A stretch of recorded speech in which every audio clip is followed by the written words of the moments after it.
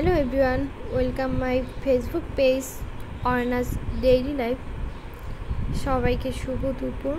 সবাই কেমন আছো? আশা করি ভালো আছো। বলো তো এটা কি আজকে রেসিপি হচ্ছে? ডিম ভাপা হবে। দুটো ডিম নিয়ে নিলাম, আর হালকা লবণ এবং মরিচ দিয়ে ভালোভাবে ফেটিয়ে নিয়েছি। এবার দিকে কড়াইতে জল বসিয়ে দিয়েছি ভাপানোর জন্য।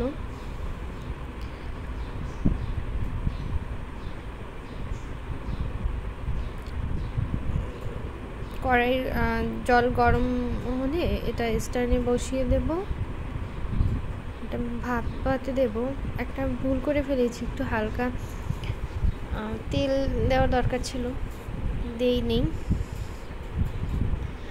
ঢাকনা দিয়ে ভাপানো হয়ে গেছে। ভাপিয়ে উঠিয়ে নিলাম, পিস পিস করে কেটে নিয়েছিলাম। এদিকে ওটা রান্না করার জন্য ছোট ছোট সিঙ্গারার মতো আলু কুচিয়ে নিয়েছিলাম। ওটা একটু হালকা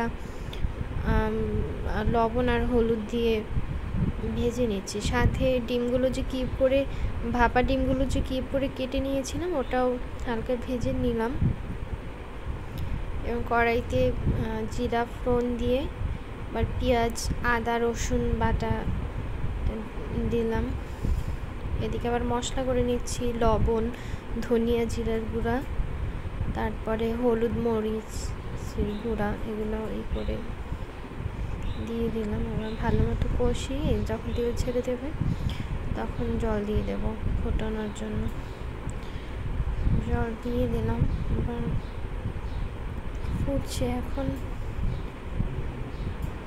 ভাজা ডিম এবং আলুগুলো দিয়ে দিলাম।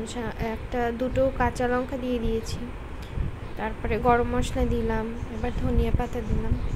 মোটামুটি হয়ে গেছে। দেখো তো কীরকম লাগছে, মনে হচ্ছে কি ছানার তরকারি রান্না করেছি। ডিমের কিউবগুলো ছানা কাটলে যেরকম মনে হয় ওরকম দেখা যাচ্ছে।